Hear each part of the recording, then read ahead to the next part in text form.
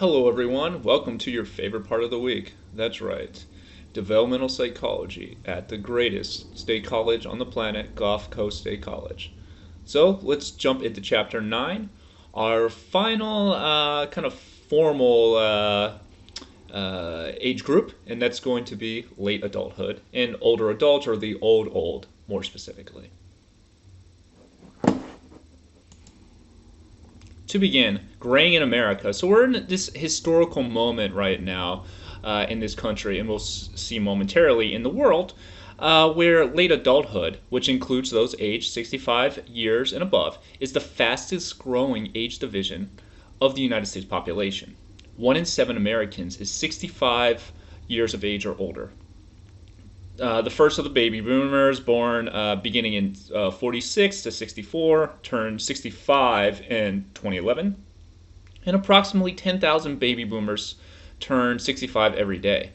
By the year 2050, almost 1 in 4 Americans will be over 65. A person who turned 65 in 2015 can expect to live another 19 years, which is 5.5 years longer than someone who turned 65 in 1950. This increasingly aged population has been referred to as the graying of America. So basically what we have here are a particular generation living long enough to see large technological advances, nutritional advances, and other contributing factors, which we'll get into later on in the present lecture, contributing to people living longer. Thus, a larger share of the population in the United States is becoming older, and thus the term graying in America. Graying of the world, aka looking at aging trends in the rest of the world. United States is younger than most other developed countries. Germany, Italy, and Japan all had at least 20% of their population aged 65 or over in 2012, and Japan has the highest percentage of elderly. Japan is projected to continue to have the oldest population in 2030 and 2050. 524 million people over 65 worldwide.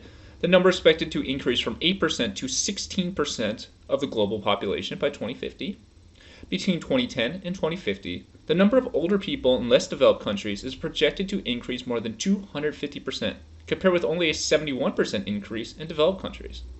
Declines in fertility and improvements in longevity account for the percentage increase for those 65 years and older. The number of old requiring support from their children is expected to double more than the year 2040. So what we have here is a graying of the world, as I stated. The United States, although is graying, is actually younger than most other developed countries, as I stated. For example, Germany, Italy, and Japan having larger percentages of their population being over 65 years old. And globally, though, we see the number of older adults doubling by 2050. And it's disproportionately going to take place in, quote, developing countries or underdeveloped countries, post-colonial countries, etc. Why is that? Because their populations right now, on average, have shorter life expectancies. So by increasing the life expectancy, you are in that country, you're allowing all of a sudden, millions of more people to live later in their life. While in the United States, that life expectancy or other industrial countries are much higher than those post-colonial / underdeveloped nations. So therefore, you'll see a concentration in the graying of the world, or at least an increase, I should say, in that graying in the world occurring in developing countries, because the developed countries are already kind of reaching that graying trend at a quicker pace.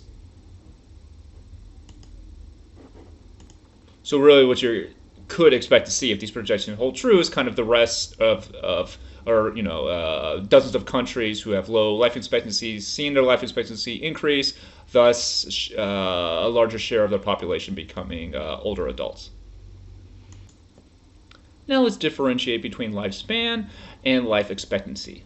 Lifespan, or maximum lifespan, is referred to as the greatest age reached by any member of a given population or species. For humans, the lifespan is currently between 120 and 125. Life expectancy is defined as the average number of years that members of a population or species live. The global life expectancy for those born in 2019 is 72 years old. Females, it's 74 years old, and males, it's about a little under 70 years old. Women live longer than men around the world, and the gap between the sexes have remained the same since the beginning of the 1990s. So kind of straightforward here, just looking at the terms. The maximum lifespan is the maximum amount of years that an individual can live, and life expectancy is the years that an individual can expect to live on average given their birth year. So let's look at other countries' life expectancies. Overall, life expectancy ranges from 61 years of age in the WHO African region to 77 years in the WHO European region. So ranging from approximately 60 years old to almost 80 years old on average. Global life expectancy increased by 5.5 years between 2000 and 2016. Life expectancy in low-income countries is about 63 years old, is 18 years lower than in high-income countries, about 81 years old. In high-income countries, the majority of people who die are old, while in low-income countries, almost 1 in 3 deaths are in children under 5 years of age. The United States ranked 45th in the world for life expectancy. So WHO refers to the World Health Organization, so these are just estimates of life expectancies within particular regions. We see a huge developmental differences in life expectancy between different parts of the world, and thus we see a differences in the age in which people die. In low-income countries, in these post-colonial countries, seeing a larger proportion of their population, that is children under 5 years old, dying compared to high-income countries. And there are a whole host of reasons why: nutrition, which can affect early postnatal children. It can also harm mothers while they're pregnant, and can harm the prenatal growth of a child, making them born low birth weight. And because the technological advances, that technology is not available in these post-colonial countries, those children are at a higher risk of dying than, say, being low birth weight in the United States. Overall, the United States only ranks 45th in the world in life expectancy. So another concept I want to talk about is healthy life expectancy, HLE. It takes into account the current age-specific mortality, morbidity, and disability risks. Many in late adulthood enjoy better health and social well-being than average and would be aging at an optimal level. Others experience poor health and dependence to a greater extent than would be considered normal. The World Health Organization measures how many equivalent years of full health on average a newborn baby is expected to have. In 2016, the global healthy life expectancy was about 63 years, up from about 59 years in 2000.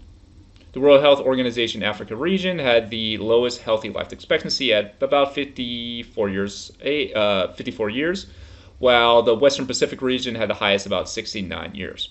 So what are we getting at here? We have already our life expectancy, which we talked about, which is the average age that a individual can be expected to live given their birth, the year in which they were born. Here, we're not looking at just raw life expectancy, right? We're looking at the total amount of years that an individual will be healthy and enjoy high levels of well-being throughout their lives, given the year that they were born. So we have, on one hand, just a raw number of the years that you'll live, which is life expectancy, and then we have healthy life expectancy, which is, pretty straightforward. It's how many years on average, given your year of birth, that you'll be expected to live healthy. How many years, given that your birth date. And again, there are regional differences with those low-income countries or individuals born in low-income countries living fewer healthy life years. Now let's talk about HLE variation within the United States.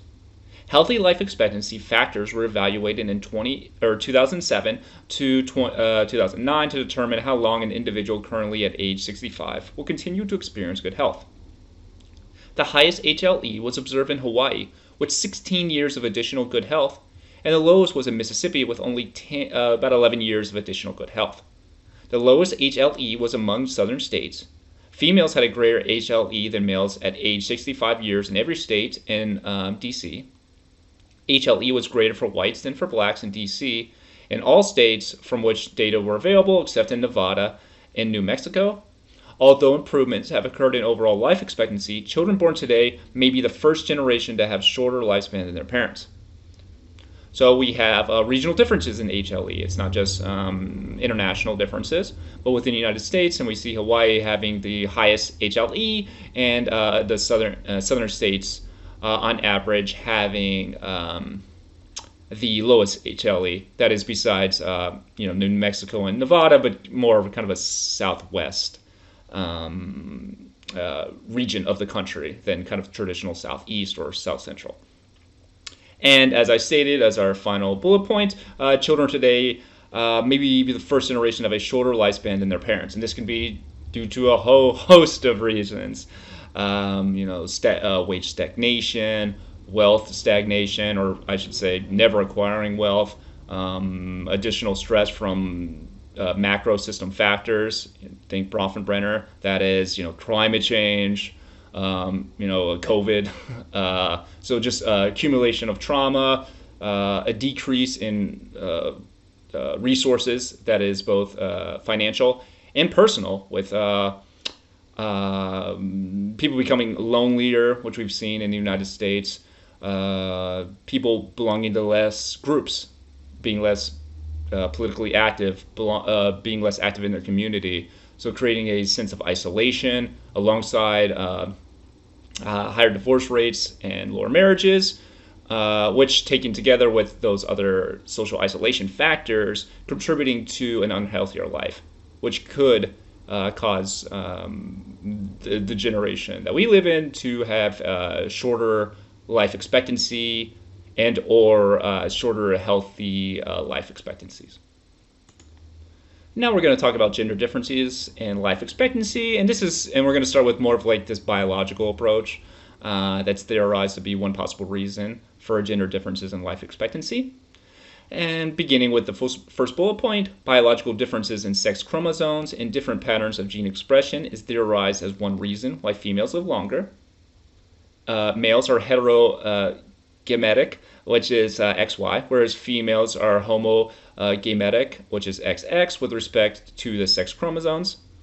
Males can only express their X chromosome genes that come from their mother, while females have an advantage of selecting the better X chromosome from their mother or father, while inactivating the worse X chromosome. Process of selection for better genes is impossible in males and results in a greater genetic and developmental stability of females. Women are the default sex, which means that the creation of a male individual requires a sequence of events at a molecular level. Men are more likely to contract viral and bacterial infections, and their immunity at the cellular level decreases significantly faster with age. So what are we getting at here? So this theory argues because males have a XY set of chromosomes, while females have a set of XX chromosomes, females have the option of quote-unquote turning off the better, selecting the better and activating the better X chromosome among their two X chromosomes, because they have two, right? So they look at their two, this is happening at a biological, molecular level, but, your body is looking at two X chromosomes. One of them are more, we'll just say has some kind of damage or makes an individual vulnerable to long-term illnesses. And on a molecular level, your body decides to express the healthier, the better X chromosome, while inactivating the worse X chromosome. So so females have the option of inactivating a worse X chromosome. They basically have 2 bites of the X chromosome apple, versus males only have 1 bite of the X chromosome apple. This also this is also related to the fact that women are the default sex. So it's really fetuses begin as kind of uh, quote unquote the default sex, or they begin as female sex, and it takes a Y chromosome to interact with the zygote to express it as a male. So it's basically extra steps. So by introducing this Y chromosome, and thus creating a biological cycle by which a male sex zygote and fetus is formed, requires a set of additional steps to achieve a male biological sex, which therefore makes, because there are more steps on a molecular level, there are more opportunities for that process to screw up, and then place that child at greater risk for a shorter lifespan later on. And basically, the final bullet point is just kind of some theorized evidence for this vulnerability in the molecular process by which a male sex fetus develops, and that is men are more likely to contract viral and bacterial infections. And I should add that many prenatal stress researchers argue that due to this process and other biological processes associated with male zygotes or male fetuses, they are most at risk for poor prenatal outcomes from stress and trauma during pregnancy. Now let's look more at social factors that are hypothesized to be behind the gender differences in life expectancy. Males tend to work in more dangerous jobs and are more exposed to violence. Of the approximate 12,000 homicides in the U.S. in 2014, 77% were male. Males are more than 3 times as likely to commit suicide. Men are less likely than women to have health insurance, develop a regular relationship with a doctor, and seek treatment for a medical condition. Social contact is important as loneliness is considered a health hazard. Nearly 20% of men over 50 have contact with their friends less than once a month, compared to only 12% of women who see friends that infrequently. So this is especially seen in the United States. So let's work through these bullet points. We just see men experiencing higher rates of violence, which results in their deaths from violence at higher rates, thus will reduce their lifespan. We also see them successfully committing suicide at 3 times higher rate than women. It's many researchers argue that really it's not the rates at which that suicide attempts are the frequency of suicide attempts, but rather women using suicidal methods that are less guaranteed of a successful suicide attempt. So using like poison or drug overdoses versus a gun violence suicides. Men are also less likely to have insurance and interact with their doctor, which, kind of important for a long lifespan. And also, again, getting back to this loneliness point, men are less likely to interact with friends. They have less friends. And we've seen throughout this textbook the importance of social relationships in buffering the negative impacts of stress and allowing for cognitive development, social development, and physical development as well. I mean, it's easier to exercise with your friends. If you don't have friends, you'll just stay inside all day, so you're less likely to exercise, and then you'll have poor health, which would decrease your life expectancy, for example. Now let's talk about physical development in older adults, and let's look at 2 theories of aging. We have program theories of aging, which emphasize systematic genetic control of aging processes. One example is the Hayflick limit, which argues that cells can only divide a certain number of times. Telomeres, which are tips of chromosomes, shorten with each cell division. The damage or error theories of aging, which emphasize environmental factors that cause cumulative damage in organisms. Wear and tear from an accumulation of random damage to cell and organs throughout life leads to death. Remember allostatic load. And free radicals are toxic byproducts of metabolism, which are associated with cardiovascular diseases, cancers, and Alzheimer's disease.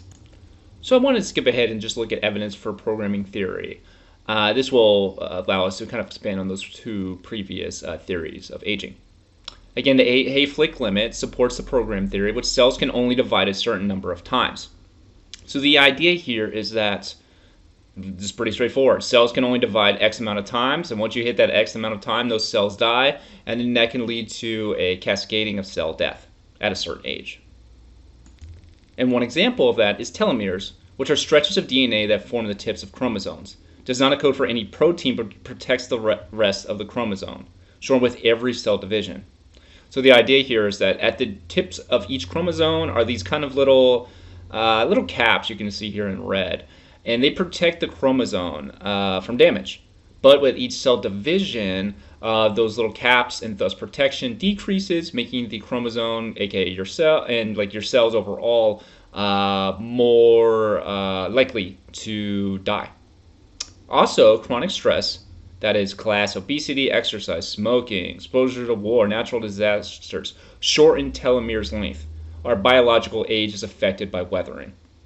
So not only is this natural process, but I've actually, when I did research in the Democratic Republic of Congo, other colleagues of mine were investigating the impact of war and natural disasters, specifically in the Congo, on the length of the telomere length and finding associations between exposure to trauma and length of the telomeres. But also other studies have found that these other chronic stressors, both at the macro level of Roth-Frenkel systems and kind of at those micro levels, contributing to a decrease in the size of telomeres. So again, biological signs of aging. Next, evidence for damage theory. Free radicals are toxic byproducts of metabolism, which are associated with cardiovascular diseases, cancers, and Alzheimer's disease. It's produced when oxygen reacts with certain molecules in the cell. Over time, the genetic code contained in the DNA of more cells becomes scrambled, body can't repair, and the organism eventually dies. Age spots are visible signs of damage from free radicals. So basically the idea here is your cells are over time becoming damaged, and through kind of a series of randomness, just through raw of millions, billions of times that cells change, die off, and are created, and move around. The DNA contained in some cells become damaged, and then enough of those cells become damaged that they can't repair, and then it starts to create a cascading effect where the organism dies. Next, looking at the innate immune system, it's made up of skin, the mucous membranes, cough reflex, stomach acid, and specialized cells that alert the body of an impending threat. With age, these cells lose their ability to communicate as effectively, making it harder for the body to mobilize its defenses. The adaptive immune system includes the tonsils, spleen, bone marrow, thymus, circulatory system, and the lymphatic system that work to produce and transport T cells. T cells, or lymphocytes, fight bacteria, viruses, and other foreign threats to the body. T cells are in a naive state before they are programmed to fight an invader and become memory cells. Cells now remember how to fight infections. As older adults produce fewer new T cells to be programmed, they are less able to fight off new threats, and new vaccines work less effectively. So we have the innate immune system, which, look at this here, is much more like reflexes and kind of barriers, like skin, the mucous membrane, kind of just trying to block bacteria and viruses from entering your body, or expelling them, like a cough reflex. Well, we have this more adaptive immune system. So on the one hand, we have innate, which is kind of that blunt instrument, that skin just blocking everything, while we have adaptive immune system, which is kind of this dynamic system that identifies bacteria, viruses, and programs T cells, which are kind of like your fighter cells, to fight off those viruses and or bacteria. And once a T cell is programmed to fight that particular virus, the T cell will remember how to fight that virus, and then thus they're more your body is more effective at becoming not becoming infected with the virus or bacteria again. And older adults produce fewer of those T cells, thus they are more vulnerable to the consequences of a new virus or bacteria entering their system, killing them. So you can see this with COVID vaccines, with obviously way reducing the risk of death for older adults, but still, if you were going to die while being vaccinated, the age range in which you're most at risk would be older adults, and that's just because their body has fewer T cells, and the T cells they have are kind of like less efficient, which makes them more prone to, in this case, COVID, but in general, whatever virus they were vaccinated against. Next, we have the Neuroendocrine Theory of aging, which we've talked about throughout this class. It suggests that as we age, the ability of the hypothalamus to regulate hormones in the blood begins to decline, leading to metabolic problems. Decline is linked to excesses of the stress hormone cortisol. While many of the body's hormones decrease with age, cortisol does not. The more stress we experience, the more cortisol is released, and the more hypothalamic damage that occurs. Changes in hormones have been linked to several metabolic and hormone-related problems that increase with age, such as diabetes, thyroid problems, osteoporosis, and hypotension. So kind of the idea here is that what we talked about throughout the semester, with stress, increasing rates of cortisol, which can have negative impacts across your body and lead to kind of a general breakdown of various systems in your body, making you more prone to chronic conditions. So where that comes into relevance with older adults is kind of like twofold. One, their ability to regulate their cortisol kind of is suspected to decline, and also, if you remember, kind of that cumulative theory of stress with cortisol or just stress building through time, or the wear and tear of that stress building through time, and thus when you hit 70, 80 years of life experiences, you have 70 years of stress, which if you didn't regulate properly, if you didn't have the social, financial resources to navigate those stressors properly, you're more at risk for a whole host of chronic illnesses, on top of your kind of hypothalamus or your stress response system being more dysfunctional at that age, regardless. So kind of a twofold mechanisms by which stress can harm aging adults. So although there are individual differences with aging, there are some key generalizations that can be made, and that is heart muscles thicken with age, arteries become less flexible, lung capacity diminishes, kidneys become less efficient in removing waste from the blood, bladder loses ability to store urine, and brain cells also lose some functioning. But new neurons can also be produced, it's hypothesized. And that's a biological process that we'll get to later on in this chapter. Adult perception. And we've talked a bit about this in the previous chapter, but just to kind of review it. Sensory and perceptual capabilities decline gradually with age because of a rise in sensory threshold, the point at which low levels of stimulation can be detected. Sensitivity to a very low levels of stimulation is lost. And B, declining perceptual abilities. Even when stimulation is intense enough to be above threshold, older adults often have difficulty interpreting sensory information. Performed higher when task is clear, not novel, and less distractors. So basically the idea here is that the perception struggles in older adults because it requires sensory information requires it to be higher for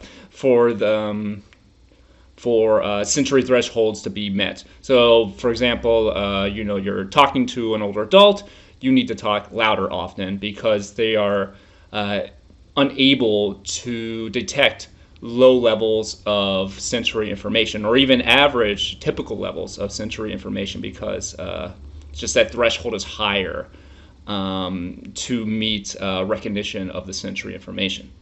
And also is declining perceptual ability. So even though the sensory information may be high enough, maybe reaching that threshold, it is often difficult for older adults to interpret that information regardless. And that is especially true when that information is complex and novel to the older adult.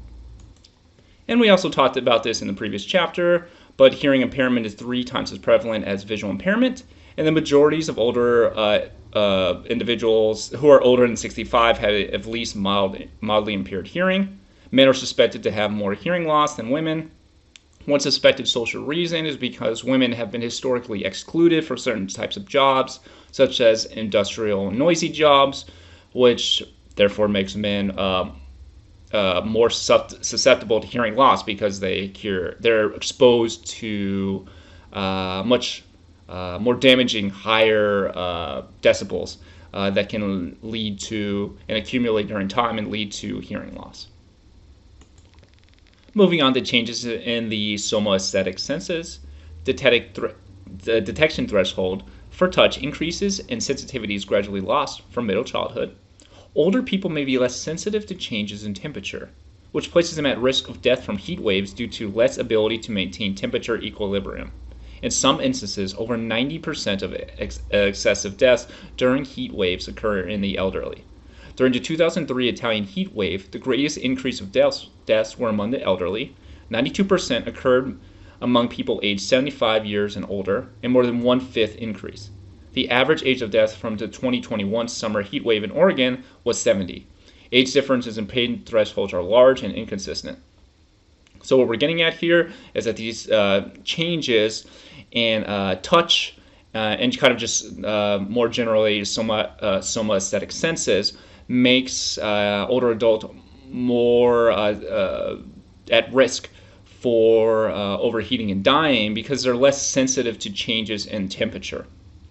So kind of they are less able to detect that their body is experiencing dangerous levels of heat, and are less able to kind of maintain a temperature equilibrium. So both putting them at risk for overheating. So when we have heat waves, and which we've seen in Italy and most recently in the West this summer, 2021 I should say, those deaths are concentrated disproportionately in older adults.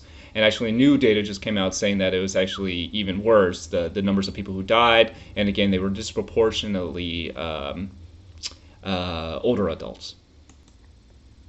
Nutrition. Healthy diets increase mental acuteness, resistance to illness and disease, boost energy levels, improve immune system strength, and have greater effectiveness in the management of chronic health problems. So nutrition kind of buffering the impacts of just aging in general and increasing life expectancy. So kind of like exercise. Nutrition, exercise, good for you. Do it. Older adults should strive for 50% of their diet being fruits and vegetables, 25% grains, many of which should be whole grain, and 25% protein-rich food. Older adults are likely to use salt and sugar to flavor foods that no longer taste the same way they once did. So one possible mechanism by which older adults are at risk, or one that's less thought of, I should say, is that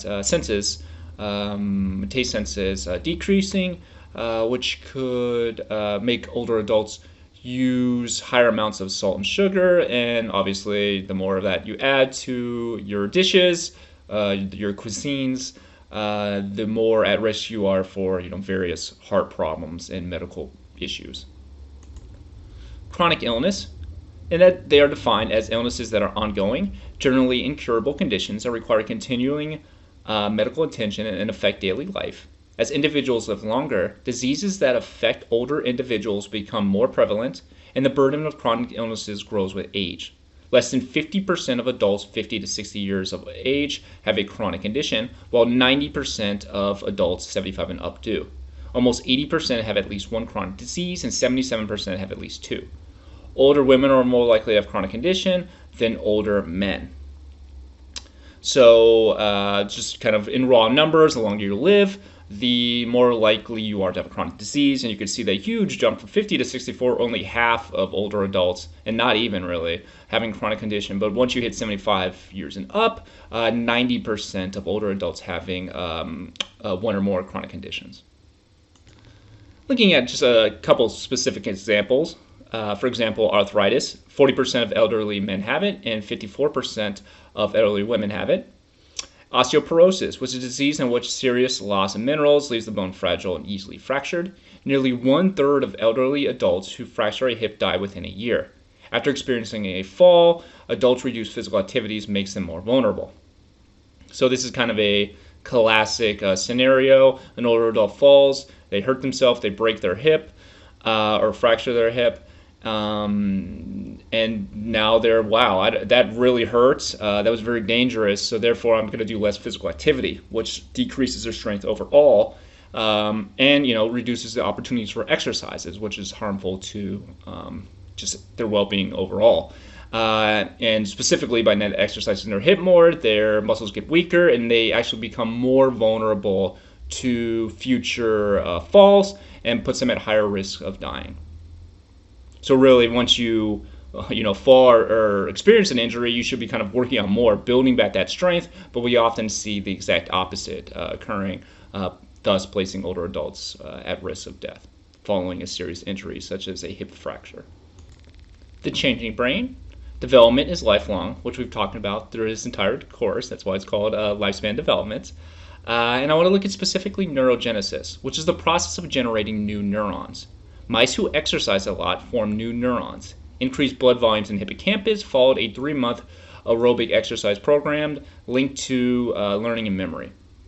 Elderly adults may end up with 5 to 30% fewer neurons in early adulthood. Neuron loss greater in areas that control sensory and motor activities. Greater integration of left and right hemispheres allows for compensation. Scaffolding theory of aging and compensation, that's STAC. The brain adapts to neural atrophy, dying of brain cells, by building alternative connections. Brain compensation is especially noted in the additional neural effort demonstrated by those individuals who are aging well. Older adults who perform just as well as younger adults on a memory test used both prefrontal areas, while only the right prefrontal cortex was used in younger participants. So what do we got going here? We have neurogenesis, which is the idea that new neurons can be formed throughout the life. And, decades ago, or pretty recent history, actually, I should say, the idea of new neurons being formed throughout the life was thought to be a myth, kind of a pop psych bullshit that's not true. But now we've begun to find evidence, especially in animal models, where you can control the types of exposures that an animal experiences, evidence of neurogenesis. And we also see increased blood flow volumes in the hippocampus, which is important for learning and memory, and following a 3-month aerobic exercise program. So again, exercise, good for you. Older adults have fewer neurons, but the brain is able to compensate through that STAC theory. That is, they can build alternative connections to allow an individual to perform at sufficient levels to meet their daily needs. So older adults on a neurological level form alternative synapses, and which therefore requires kind of a global brain approach to problem solving. So while in younger or like adolescents, or college age students, that emerging adulthood adolescents, children and young adults, you'll see when performing a particular task, such as a memory task, a concentration in specific brain regions to perform the task, and typically prefrontal areas, broadly speaking. But for older adults, they are more likely to demonstrate increased brain activity in various brain regions to kind of compensate for maybe declines in one specific brain region. Basically, all the other brain regions, or X amount of Y amount of brain regions, will kind of chip in, which will allow older adults to perform at sufficient levels, and comparable levels to adolescents and emerging adults on a particular task. healthy brain functioning. Both cognitive and physical activities support cognitive reserve. That's structural and dynamic capacities of the brain that buffer against atrophies and lesions. Physical activity and stimulating cognitive activity resulted in significant reductions in the risk of neurocognitive disorders in longitudinal studies. Physical activity, especially aerobic exercise, is associated with less age-related gray and white matter loss, as well as diminished neurotoxins in the brain. Physical activity preserves the integrity of neurons and brain volume. So the idea here is exercise is good for you. Again, very breaking news. And there's evidence in longitudinal studies where they follow individuals who are physically active and cognitively active, and those individuals who are so are less likely to develop neurocognitive disorders as they age.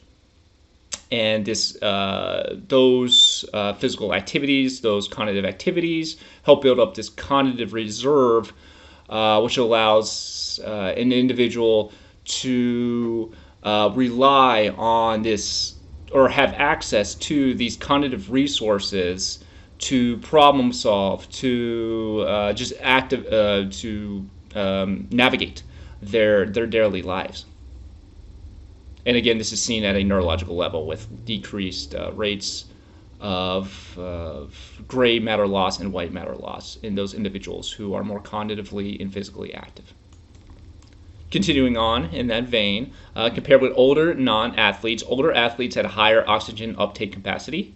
Aging adults feel less stressed and happier, can enhance their cognitive flexibility, can delay the onset of physical disabilities by up to 7 years. Older adults who are socially isolated and lonely reduce their physical activity than those who maintain strong social connections. You should increase exercise as you age. So the idea here is that older adults who exercise are less stressed, they can enhance their cognitive flexibility, they can possibly delay physical disabilities.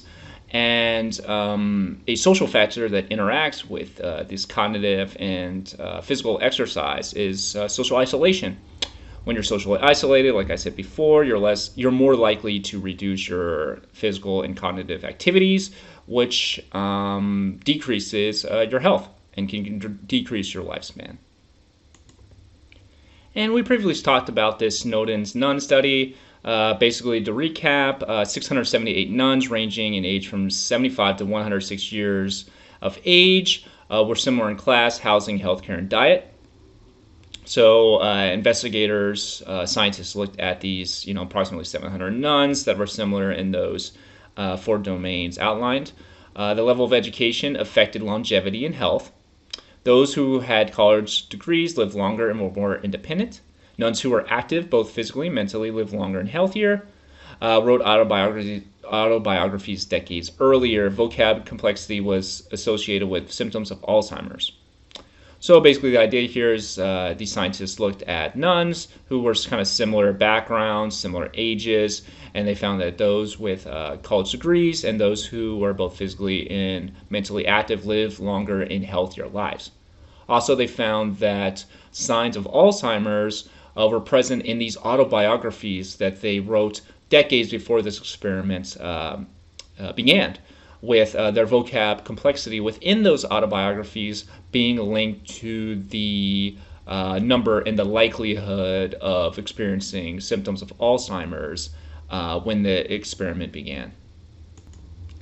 Changes in sexuality. Most older adults have one sexual partner at a time. Married women report somewhat less satisfaction with their sex lives. 75 to 85-year-old men were twice as likely to be sexually active than women. Men died at an early age. Research shows a decline in sexual desire with age. So one reason why there are differences in the sexual activity between men and women and older adults is that men live less. Women live fewer years than women. Women live longer lives than men.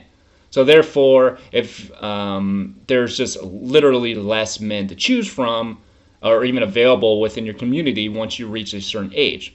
So you're going to be less likely to be able to have a sexual partner as a 85-year-old woman than you are a man, because if you're the scarcity is in men at a certain age. 80, 82, 83 years old, that past that man's average lifespan. Then the question becomes, well, why do sexual behaviors change as we age? Is it this universal process? Well, researchers suspect that diseases, disabilities, and drugs prescribed to them can limit sexual functioning. So it's not necessarily this global, universal decrease in sexual desires, but maybe a mix of diseases, disabilities, and drugs reducing the sexual activity in older adults. Social attitudes that view social activity in old age as ridiculous or inappropriate, and negative attitudes may be internalized by elderly people. So the idea here is that sexuality in older adults are ridiculous, are inappropriate, so therefore older adults will internalize that behavior and then act accordingly based on those stereotypes. And then finally, lack of partner, which I just spoke about in the previous slide, but the idea here is that once you reach a certain age, there are more women than men. Therefore, you just have less opportunities to have sexual partners once you reach a certain age and you are a woman of a certain age, because men are dying at quicker rates than women. Let's move on to cognitive changes, and specifically working memory changes. I want to point out two types of working memory: the phonological loop, which maintains information about auditory stimuli, and the visual spatial sketchpad, which maintains information about visual stimuli. The central executive oversees working memory, allocating resources where needed, and monitoring whether cognitive strategies are being effective. The central executive is the aspect of working memory that is most negatively impacted by age. So kind of that ability to make a quick global assessment of the working memory requirements and then allocating the necessary cognitive resources to solve whatever the working memory task is, suffers most with aging. Now, looking at studies of working memory changes, older adults fare worse than younger adults on tasks that require allocation of attention between different stimuli. Older and younger adults were asked to learn 2 tasks simultaneously in one study. With practice, young adults managed to learn and perform each task without any loss of speed and efficiency. None of the older adults were able to achieve this. Older adults could perform at young adult levels if they had been asked to learn each task individually. Having older adults learn and perform both tasks together was too taxing for the central executive. Working memory tasks do not require much input from the central executive, such as a digit span task, which uses predominantly the phonological loop. We find that older adults perform on par with younger adults. So what is our big takeaways here? The older adults, basically there's not a global working memory deficit for older adults. But for particular tasks, and specifically tasks that require juggling kind of multiple working memory tasks at the same time, older adults struggle the most on those types of tasks, where you're juggling multiple tasks at the same time, and have to kind of evaluate both tasks separately and together, and then make kind of a determination on what part of a task and which task you want to focus most on, and how to go about achieving the goals of each task simultaneously. But when you kind of separate those tasks, you make them less demanding cognitively, that is by reducing the amount of challenges within the task, in that case by taking 2 tasks and making them older adults just perform one at a time instead of doing 2 tasks kind of at the same time. Older adults perform much better on those types of tasks because it depends less on this central executive. Again, this idea that this global look at the task and then being able to determine where your strengths and weaknesses are, and then allocate your working memory resources in the appropriate manner to achieve the task at hand. But on tasks that require less of the central executive, such as just memorizing a digit span test, or digit span, which is basically what a digit span test is, I just say numbers out loud to you. I'll say the number 2, 5, 8, and then you just repeat it back to me. Older adults perform better on those types of tasks. Those types of working memory tasks, I should say. So we looked at changes to working memory. Now let's talk about changes to long-term memory. Long-term memory is divided into semantic, that is knowledge of facts, episodic, which is events, and implicit, which is procedural skills, classical conditioning, priming. Semantic and episodic memory are part of the explicit memory system. So we have explicit memory and we have implicit memory. The explicit memory system requires conscious effort to create and retrieve memories. Episodic memory shows greater age-related declines than semantic memories. So again, kind of event memories versus how many knowledge of facts, so how many states there are versus what happened, what did you eat for dinner 3 weeks ago. So episodic memories may be harder to encode and retrieve because they contain at least two different types of memory: the event and when and where the event took place.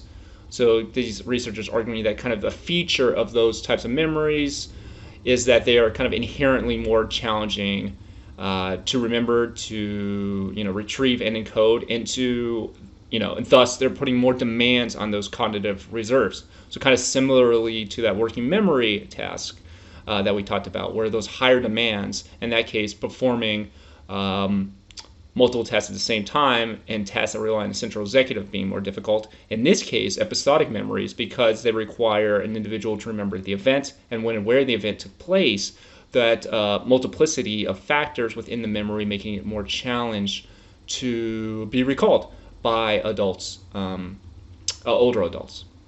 Semantic memories are not tied to any particular timeline. So again, it's kind of just raw trivia. It's less.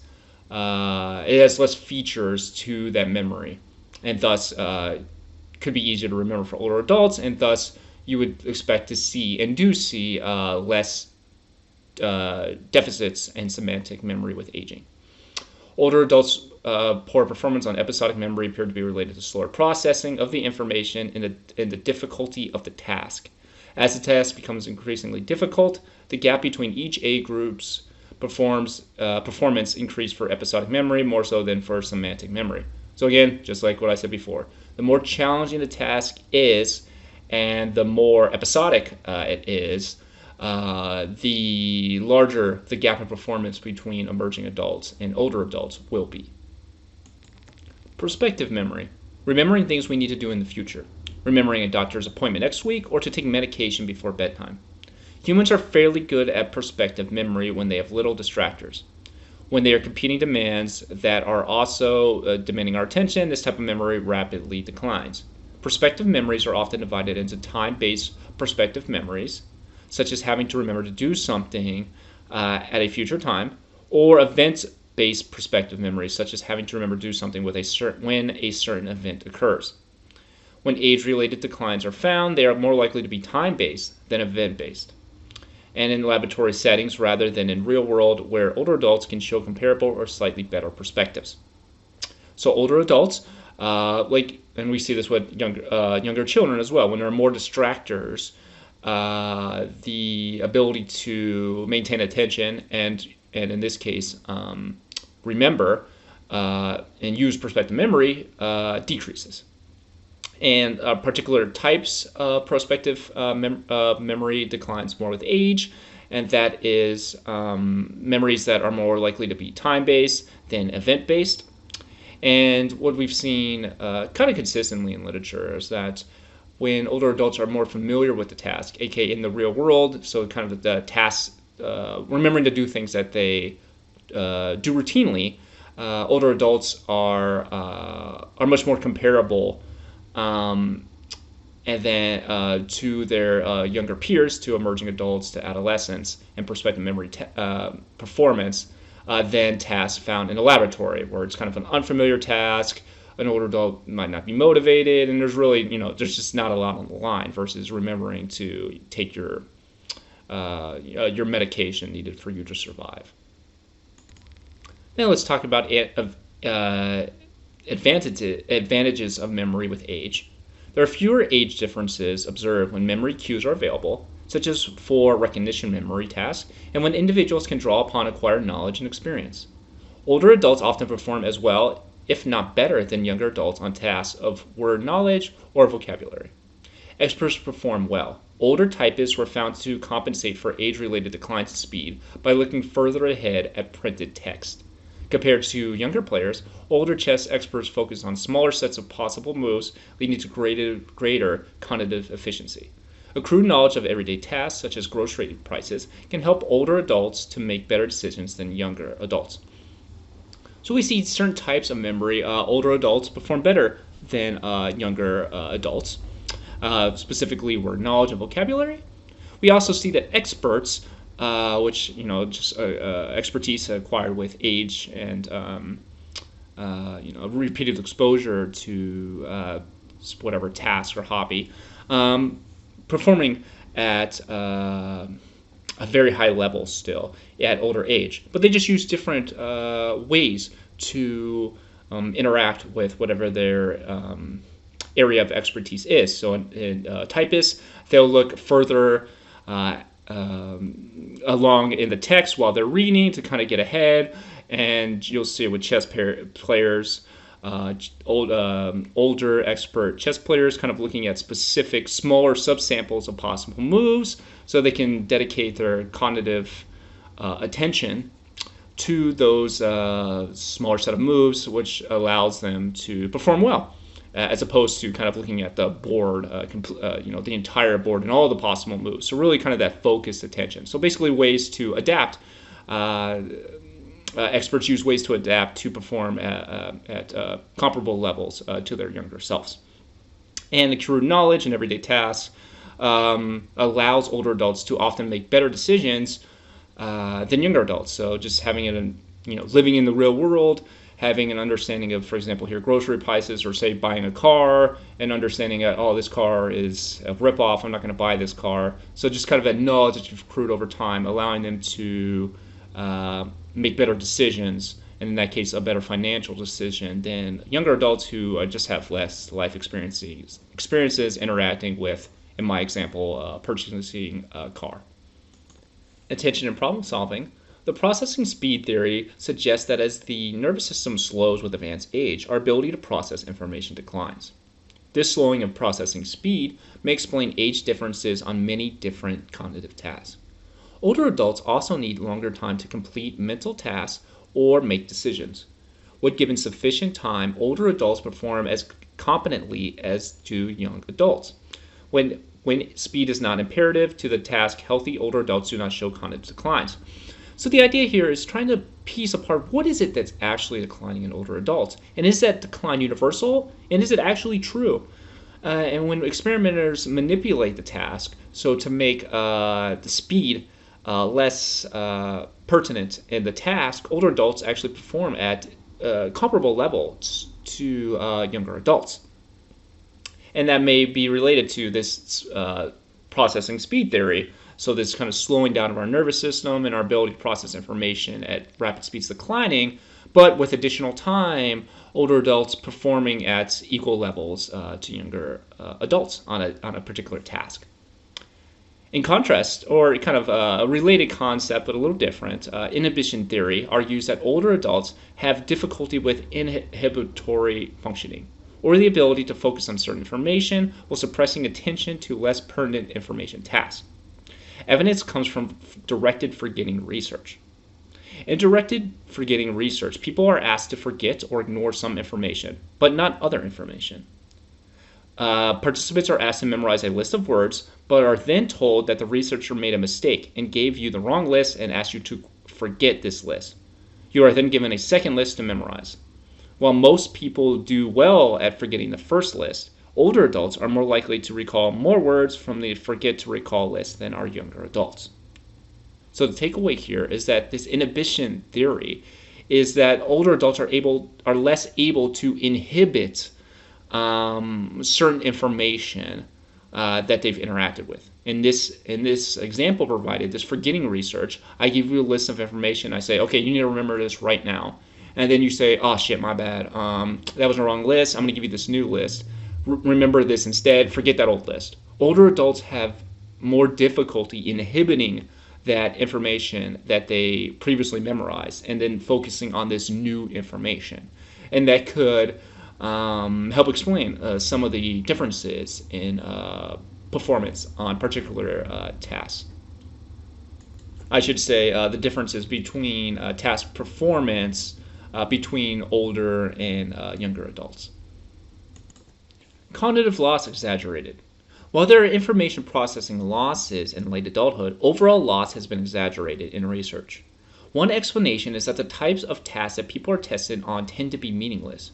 Older individuals are motivated to remember a random list of words in a study, or I should say not motivated to, but they are motivated for more meaningful material related to their life, and consequently perform better on those tasks. Research is often cross-sectional. When age comparisons occur longitudinally, however, the amount of losses found with aging decreases. Loss may be due to a lack of opportunity in using various skills. When older adults practice skills, they perform as well as they had previously. Although diminished performance speed is especially noteworthy in the elderly, removing the effects of speed diminishes the individual's performance declines significantly. Longitudinal research has proposed that deficits in sensory functioning explain age differences in a variety of cognitive abilities. More years of education and subsequently higher income are associated with higher cognitive levels and slower cognitive decline. So this longitudinal found and argued, based on their findings, that the losses in cognition of older adults are exaggerated. One reason, as I've explained throughout this lecture, is that the tasks administered by psychologists tend to be meaningless. Therefore, older adults just don't care, and their performance will suffer. Research is cross-sectional, and you should be familiar with that term by now. Very familiar with it, I should say. So the idea here is that you're collecting data one time, and you're just doing comparisons between, 80-year-olds and 20-year-olds, and just doing this one task, and then comparing the results. Versus following someone longitudinally, that is collecting data on the same group of people every 10 years, for example, and then comparing declines and rates of change and just differences across age. And when you do that, the differences and declines are less evident in research shows. Also, because older adults may not be practicing particular skills that are used within psychology studies, that may be behind and contributing to differences in task performance on those tasks. Because, for example, college students are kind of using those types of problem-solving behaviors, interacting with those types of tasks on a daily basis, versus an older adult who hasn't seen it in 50 years. So is it that there's a kind of a universal decline, or is it just that if you don't practice these skills for 50 years, you're going to perform less on these tasks? And when you remove speed, as I talked about before, that processing speed theory, when you remove speed from the equation, differences between older adults and younger adults on psychology tasks, or cognitive tasks, I should say, more specifically, decline significantly. And years of education, high income are associated with cognitive performance at an older age. So it may not just be this universal process, but rather these environmental factors, these class factors, race factors, contributing to cognitive development and exposure to certain cognitive activities throughout the lifespan, and thus contributing to differences found in the performance on particular cognitive tasks between younger adults and older adults. So what are other predictors of decline? People who have cardiovascular disease or other chronic illnesses show steeper declines in mental abilities than their healthier peers. This is known as a terminal drop. So kind of this is the idea of sound body, sound mind kind of thing. And we're not exactly sure why. It could be related to kind of this global breakdown at a biological level contributing to a cognitive decline. It could be related to a host of race and class factors contributing to both physical and cognitive decline. Or it could be a number of other factors. Also, unstimulating lifestyle. So individuals that are engaged in fewer activities, are dissatisfied with their life, or have low social status, are more likely to experience cognitive declines with age. Next, I want to talk about wisdom. I'm going to present two definitions of wisdom from kind of two older adult scholars.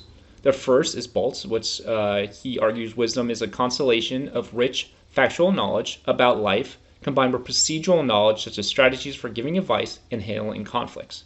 Sternberg argues that someone who can combine successful intelligence with creativity to solve problems that require balancing multiple interests or perspectives. So kind of similar ideas here. You have a bunch of knowledge combined with creativity and or strategies to give advice, solve conflicts within your communities, or offer multiple perspectives to a conflict in order to solve it. Older adults, like younger adults, are more likely to display wisdom if they've had life experiences that sharpen their insights into the human context. Wisdom is developed in social contexts where they have opportunities to discuss problems with someone they value. And supportive social environments during early adulthood is associated with wisdom 40 years later. So the idea here is that wisdom just doesn't magically occur. You don't hit X years old and then all of a sudden you're this grand wise elder. But rather, specific life experiences allow or provide opportunities for wisdom to develop, especially in contexts and specific opportunities where individuals are able to discuss problems with someone they value. So kind of practice that wisdom, that conflict resolution, that creativity. And supportive social environments, just kind of globally speaking, is associated with wisdom decades later. Next, I want to talk about aging and dementia. Dementia is a progressive deterioration of neural functioning associated with cognitive decline. It is not a part of normal aging and is not a single disorder. Continuing on and looking at Alzheimer's disease, which is the most common subtype of dementia, it accounts for 50% to 70% of all cases of dementia. Senile plaques are masses of dying neural material outside neurons with a toxic protein called beta amyloid at their core. Neurofibrillary tangles, which are twisted strands made of neurofibers and the protein tau within the bodies of neural cells. Warning signs are getting lost, having trouble managing money and paying bills. And to your right, you can see the differences between brains with Alzheimer's disease and older adults without Alzheimer's disease. Some possible causes and contributors to Alzheimer's disease are genetic effects. Epigenetic effects are being investigated. Traumatic brain injuries increase the risk of Alzheimer's disease, especially in combination with risky genes. Unhealthy lifestyles such as poor diet and smoking and inactivity are associated with Alzheimer's disease. Physical and mental activities activate people have higher cognitive reserves. Cognitive capacity that some people can fall back on, aging and disease begin to take a toll on brain functioning. Treatment. There is no cure. Memory training and memory aid and behavioral management techniques. So there are potential genetic and behavioral causes of Alzheimer's disease are being linked to the progression of Alzheimer's disease. And individuals who are mentally and physically active have higher levels of cognitive capacity, which is kind of like this reserve cognitive ability that allows a person to function in their daily lives at higher levels by utilizing this cognitive capacity, which again is linked to higher increased rates of exercise, both mentally and physically. And like I said, there is no treatment, but there are kind of management techniques for dealing with symptoms of Alzheimer's. What might reduce the risk of Alzheimer's? Well, researchers followed a diverse group of about 3,000 participants for 5 years and focused on 5 low-risk lifestyle factors. Healthy diet, at least 150 minutes a week of moderate to vigorous physical exercise, not smoking, light to moderate alcohol intake, and engaging in cognitively stimulating activities. The researchers found, and the results indicated, that those who adopted 4 or 5 low-risk lifestyle factors had a 60% lower risk of Alzheimer's disease when compared with individuals who did not follow any or only one of the low-risk lifestyle choices. So the idea here is the more low-risk lifestyle choices you engage in, the less at risk you are for developing a whole host of chronic illnesses, but in this case, Alzheimer's. Let's talk about retirement. Just after retirement, older adults often experience a honeymoon phase. As novelty wears off, there's a disenchantment phase, which deals with an individual feeling aimless and sometimes unhappy. Finally, after the disenchantment phase, a realistic and satisfying lifestyle begins to emerge, which is the reorientation phase. Put together a realistic and satisfying lifestyle. Now, what makes for favorable adjustment? Reaching that reorientation phase of retirement. Individuals who retire voluntarily rather than involuntarily and feel in control of their retirement decisions. Individuals who have good physical and mental health, have positive personality traits such as agreeableness and emotional stability, have the financial resources to live comfortably, and are married or have strong social support. So what leisurely activities do older adults partake in during retirement or even before retirement? Well, during the past 10 years, leisure time for Americans 60 years old or older has remained at about 7 hours a day. The amount of time spent on TVs, computers, tablets, and other electrical devices has risen almost 30 minutes per day over the past decade.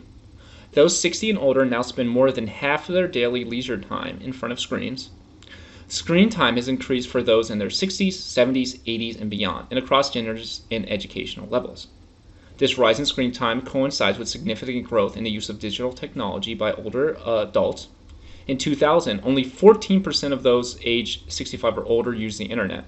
Now 73% of those 65 and older do, and 53% own smartphones. People with less education spend more of their leisure time on screens and less time reading compared with those with more education. Less educated adults who spend less time exercising, 12 minutes a day for those with a high school diploma or less, compared with 26 minutes for college graduates. So we see some historical effects here, just kind of the creation of smartphones, laptops, the internet, with time increasing the rates by which older adults use those technologies. And we see this decade after decade with increases of screen time going up for older adults. And we also see differences in the amount of exercise and the amount of time spent partaking in physical activities, with older adults who have higher wealth, having higher classes, and having higher rates or a higher level of education completed, exercising more than individuals with less wealth and lower levels of education completed. The first part of psychosocial development I wanted to focus on is ageism. And this is defined as prejudice based on age. When older adults believe their culture's negative stereotypes about those who are old, their memory and cognitive skills decline. Older individuals in cultures such as China that held more positive views on aging did not demonstrate cognitive deficits. When one agrees with a stereotype, it becomes a self-fulfilling prophecy. Belief in one's abilities results in actions that makes it come true. So kind of the idea here is that individuals are internalizing or are at risk of internalizing stereotypes associated with older aging. So this is also known as a stereotype threat, which we talked about in previous chapters. But for older adults, a stereotype threat emerges specifically in kind of memory and cognitive on memory and cognitive tasks, because the general stereotype is that the old senile person.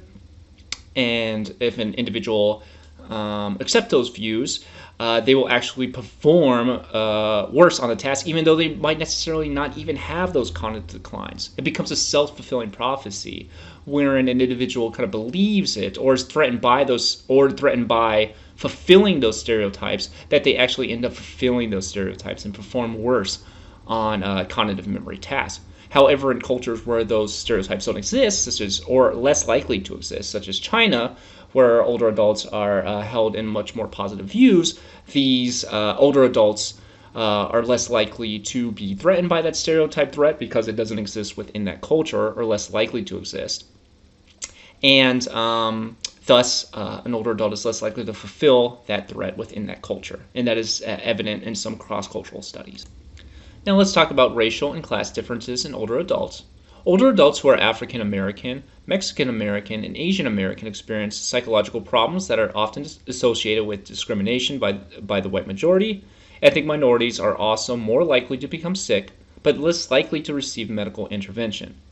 Older minority women can face ageism, racism, and sexism, often referred to as triple jeopardy, and we've talked about it in a context of weathering, kind of the allostatic load, a combination of all those factors coming together to place certain groups of individuals at risk for a whole host of medical problems.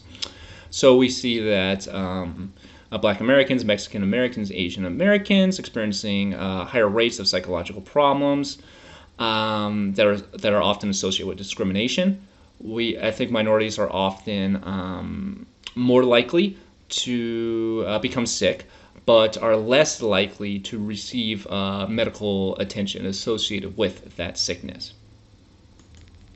The poverty rate for older adults varies based on gender, marital status, race, and age.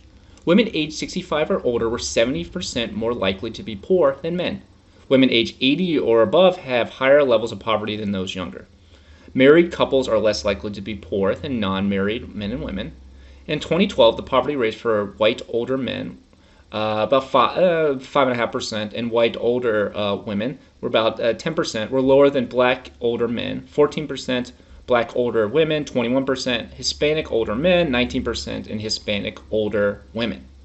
So again, we have kind of a race by income interaction going in here with Black Americans and Hispanic older adults experiencing higher rates of poverty. We also see that women having higher rates of poverty, and one reason why, especially for older adults, is that women were historically excluded from the workforce, thus allowing women, especially in that generation, to accrue less wealth, and thus putting them at higher risk of poverty with age.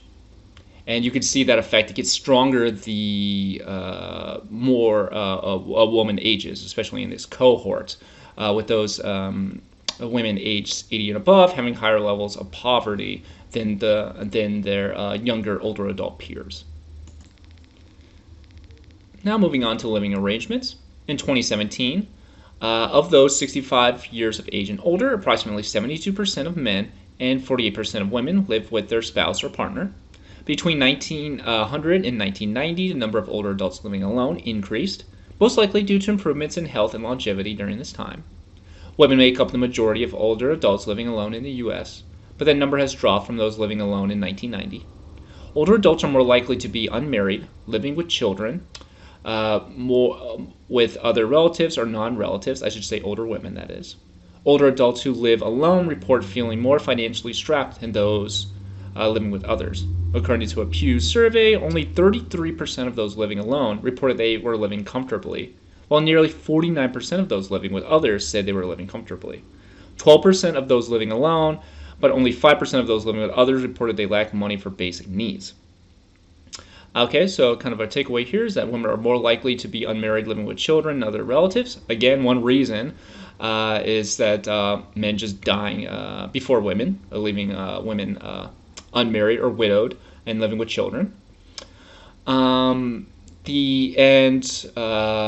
can see the effects and kind of the limitations of Social Security, which provides some income to older adults to retire, but clearly not enough, with only 33% of those living alone in this survey, Pew survey, reporting that they live comfortably.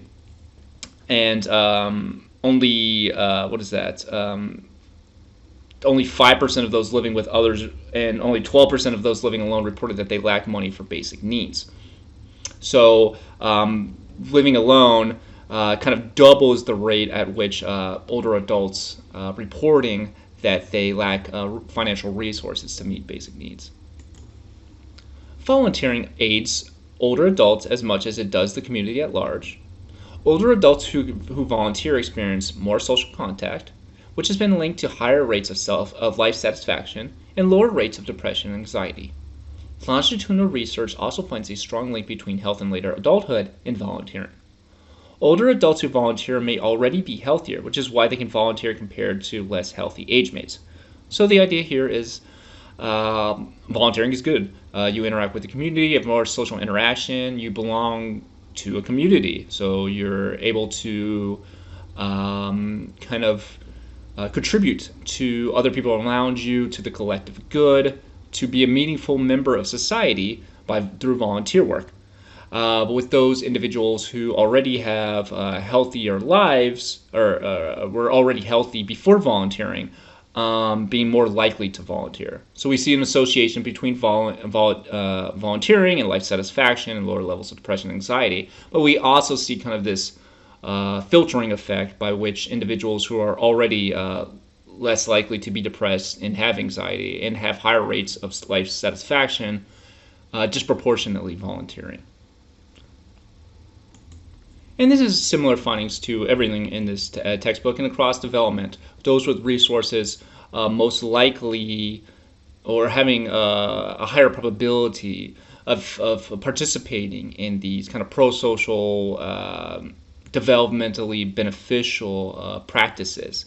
And those individuals who experience kind of a lot of trauma growing up, grew up in harsher environments, more adverse environments, experiencing, developmental negative developmental effects from those adverse environments, as well as making the probability of being able to reach positive developmental environments less likely among those individuals who were most exposed to toxic stress, for example. Studies of emotion aging reveal that older adults do not experience more negative emotions. Emotions were not any less important to older adults, and older adults experience emotions with similar intensity as younger adults. However, older adults seem to live more positive emotional lives, so kind of the opposite of what traditionally is thought, through stereotypes with miserable older adults. There's actually kind of seen a positivity bias in older adults. Older adults are better at emotional regulation, especially at achieving their main goal of maximizing positive emotions and minimizing negative ones. And at times, older adults become emotionally overwhelmed by stressful life events. So the idea here is that older adults seek out positive life events, and that's one of their main goals. And they're pretty good at it, but when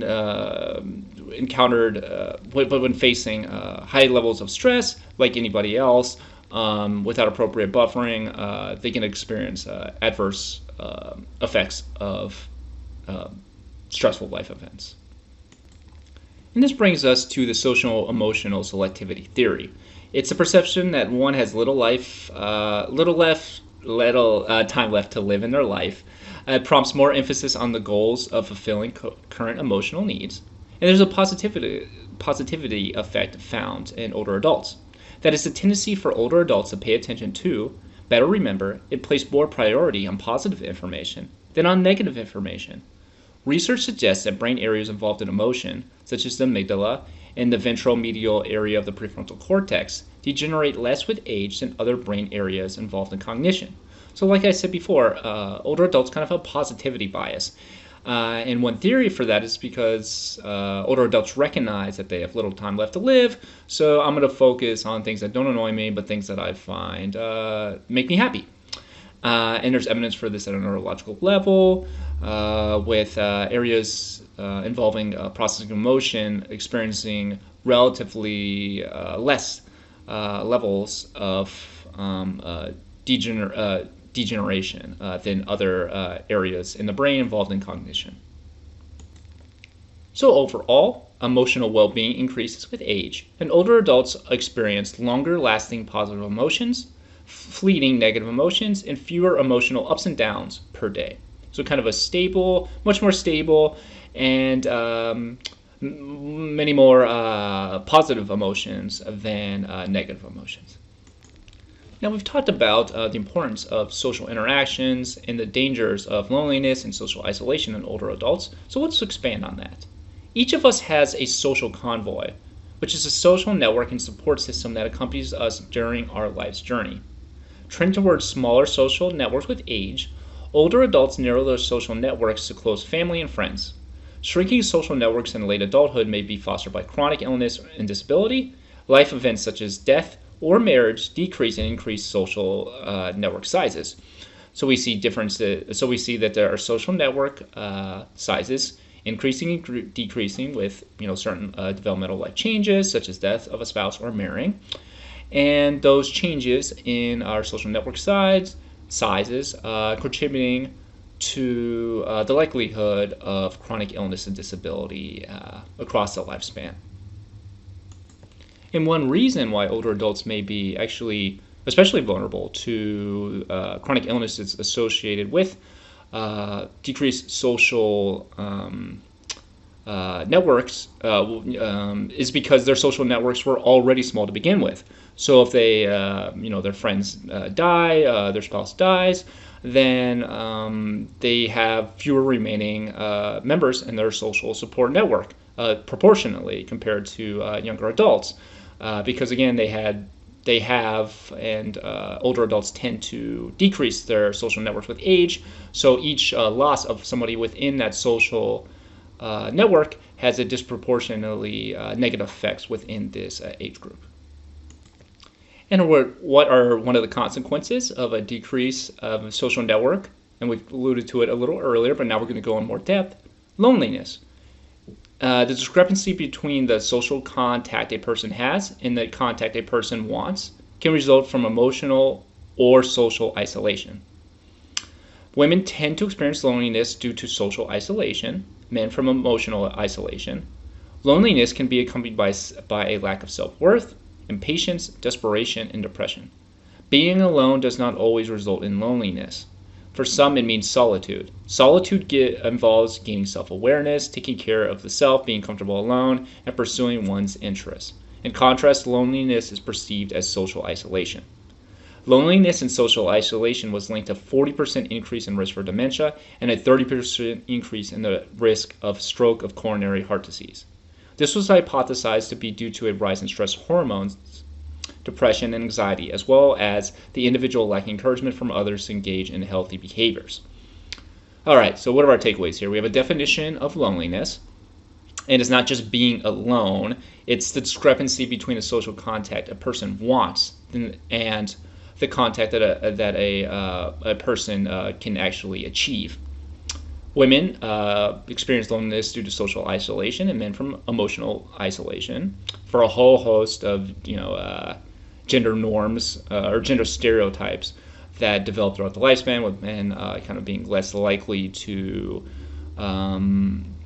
have peers to express emotional vulnerability with, so thus they rely more on their spouse, and if their spouse dies, then they have lost their only emotional outlet in many regards. But it's important to not conflate being alone with loneliness, because some individuals enjoy the solitude, and that's an opportunity for self-awareness and taking care of oneself. And loneliness has like I said, a negative impact on biological outcomes, on developmental outcomes, on illnesses, on disorders, with loneliness being linked to 40% increase in dementia and coronary heart disease due to just depression, for example, being alone, which can also go side by side with increases in stress hormones. You're alone, you're stressed out, you have no one to talk to. That accumulation of stress is bad for your health. Also, you interact with less people. Therefore, less people have the opportunity to see that an individual is alone and or depressed, and there's less people available to that depressed person or alone person to say, hey, go out and exercise, go out and let's go to the mall, whatever. Just less opportunities to encourage an individual to kind of like break out of that cycle of loneliness. The widowhood mortality effect refers to a higher risk of death after the death of a spouse.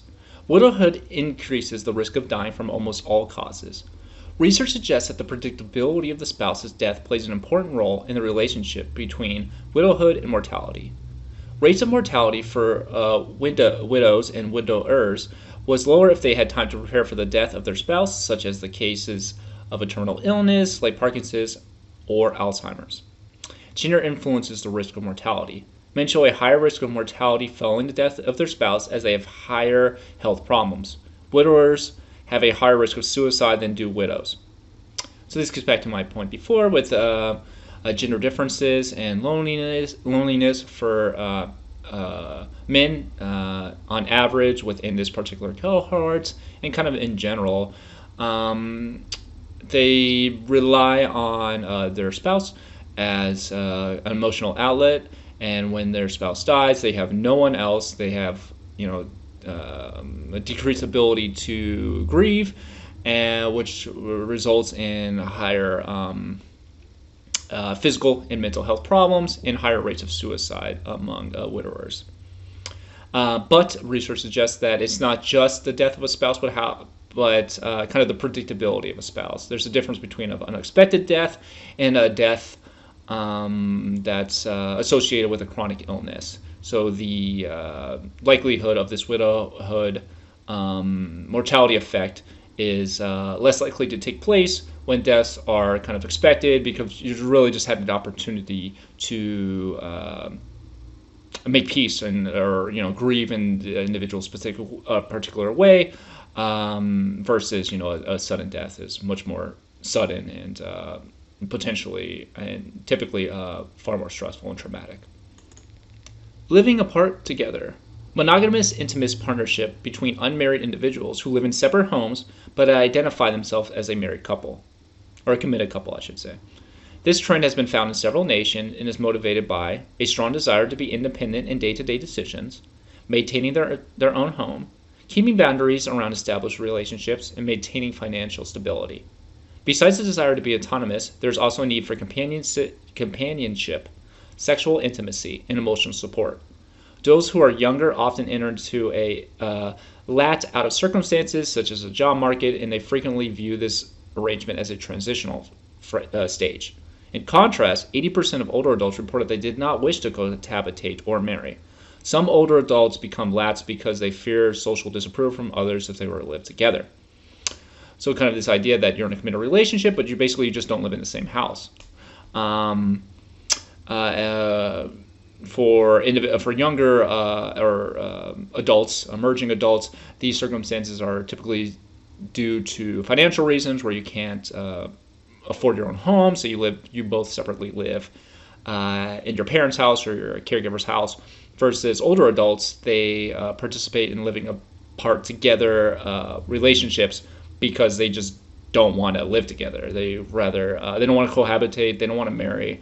They value their independence. But also a social stereotype of older adults not being sexually active, or kind of saying something like along the lines of, your spouse dies and now you're going to get remarried, or you're betraying your spouse. So kind of that social negativity associated with those actions may also contribute to older adults participating in this type of partnership. LGBT older adults, older lesbian and gay adults are one of the least likely or least researched demographic groups, and I should add trans older adults as well, incredibly under-researched. Compared to heterosexuals, lesbian and gay adults experience both physical and mental health differences. More than 40% of lesbian and gay adults aged 50 and older suffer from at least one chronic illness or disability. Compared to heterosexuals, they are more likely to smoke and binge drink. Gay older adults have an increased risk of prostate cancer and infection from HIV and other sexually transmitted illnesses. When compared to heterosexuals, lesbian and gay elders have less support from others, and as they are twice as likely to live alone and 4 times less likely to have adult children. So kind of the idea here, again, it's under-researched, and there may be differences in developmental outcomes for LGBT older adults, particularly from social circumstances wherein they've received less support from possible families disapproving of their sexual orientation, and thus just giving them less of a social social network, which can make them more prone to challenges in development. And are also less likely to have children due to a whole host of reasons, one of which being that historically LGBT couples being excluded and discriminated against by adoption agencies, and obviously gay marriage is literally just came into being in approximately within the last decade. But it's important to note that, like all groups, there isn't just this monolith LGBT older adult community. Lesbian, gay, older adults who belong to ethnic and cultural minorities, conservative religions, and rural communities may face additional stressors. Ageism, sexism, classism, and racism can combine cumulatively and impact the older adult beyond the negative impact of each individual form of discrimination. Older gay black men reported higher rates of racism than younger gay black men, and higher levels of perceived ageism than older gay white men. Older lesbian and gay adults came of age in the 1950s when there were no laws to protect them from victimization. Future lesbian and gay elders will have different experiences due to the legal right for same-sex marriage and greater social acceptance. So again, we have a cohort effect here of LGBT older adults growing up in an era where there was more open structural and personal discrimination against them, which are expected to, based on trauma research, put them at greater risk of negative developmental outcomes. And specifically, LGBT members who are poorer, are also belong to racial minority groups. Those experiences as being lower class and racial minority groups contributing to their LGBT status, kind of coming together, accumulating, and producing negative developmental impacts within this cohort, which are, who knows what the future holds, but at this moment, less structural and direct discrimination against this community in this era, thus creating a cohort effect. There are 2.5 million older adults with an alcohol or drug problem, 6 to 11% of elderly hospital admissions, 14% of elderly emergency room admissions, and 20% of elderly psychiatric hospital admissions are a result of alcohol or drug problems. Widowers over the age of 75 have the highest rates of alcoholism in the U.S. Nearly 50% of nursing home residents have alcohol-related problems. Risk factors for psychoactive substance abuse in older adults include social isolation, which is associated with depression, death of a spouse/partner, family members and/or friends, retirement, moving, and reduced activity levels. So we see that older adults are also vulnerable to alcohol and drug problems. And one particular subgroup of older adults, widowers over the age of 75, having the highest rate of alcoholism, so kind of just self-medicating to deal with that pain, resulting in higher rates of alcoholism. And certain risk factors such as social isolation, which we talked about throughout this chapter, and depression, contributing to substance abuse within older adults. And finally, before we reach the COVID ending, I want to talk about selective optimization and compensation, SOC. It's used when older adults make adjustments as needed in order to continue living as independently and actively as possible. Younger adults generate more possible solutions to problems than older adults. Solutions are generated by older adults tend to be more goal-focused and selective, quality over quantity. Models how older adults may cope with and compensate for their diminishing cognitive resources through selection, focus on limited sets of goals and skills needed to achieve them, optimization, practice skills to keep them sharp, and develop ways around their need for skills, which is compensation. So, through selection, optimization, and compensation, older adults are able to navigate within their world by setting goals which are appropriate to their age and skill set. So kind of having that metacognition, then practicing those specific skills in order to facilitate the probability of successfully achieving their goals, and develop ways around the need for skills, so compensating. So This can occur physically, so taking a bus instead of walking, using physical assistant devices such as cane or walker or a wheelchair to get around, or cognitively making a list of something instead of relying on memorization. So just ways of operating within a world in this kind of adaptive way to achieve their goals and act autonomously, especially within a Western context. And finally, our COVID slide. A survey of U.S. older adults aged between 50 and 80 years of age asked about their companionship in isolation and social contacts in June 2020, so a while ago, in the beginning of the pandemic. And older adults reported that there was a substantial increase in loneliness among older adults from before the COVID pandemic was demonstrated, and increases were seen in feeling a lack of companionship, feeling isolated, and having infrequent social contact. Loneliness and limited social contact during the pandemic were strongly associated with depressive symptoms and overall poor mental health among older adults. Those who engaged in healthy lifestyles and behaviors were less frequently experienced more loneliness than those who demonstrated regular exercise and adequate sleep. So even before COVID broke out, we saw pretty high levels of loneliness. You can see in October 2018, 34% of older adults saying that they lacked a companion. But during, especially the initial ages of COVID, and we don't have full data yet on how this progressed, but in the early months of COVID, seeing a significant increase in isolation and a lack of companionship for older adults.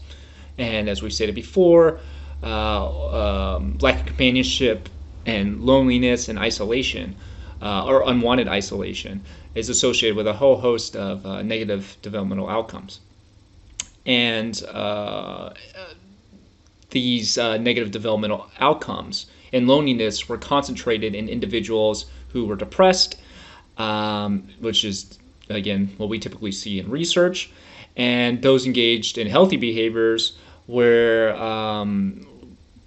experience less loneliness, such as exercising and adequate sleep. So adequate sleep and exercise being associated with less loneliness. But again, we know that there's an association between these variables, loneliness and adequate sleep and regular exercise. But also we understand from previous research that individuals who were already not exercising and not sleeping already were lonely, and you kind of get this cascading cycle where individuals who are depressed, who aren't exercising, who aren't sleeping, become more depressed, become more isolated, and then you see a cascading cycle of continued depression and isolation and loneliness. On that positive note, thank you all for tuning in this week. Next week is our last chapter, and that is death. Again, very exciting. So thanks for everyone for tuning in, and I will see you next week. Have a great week.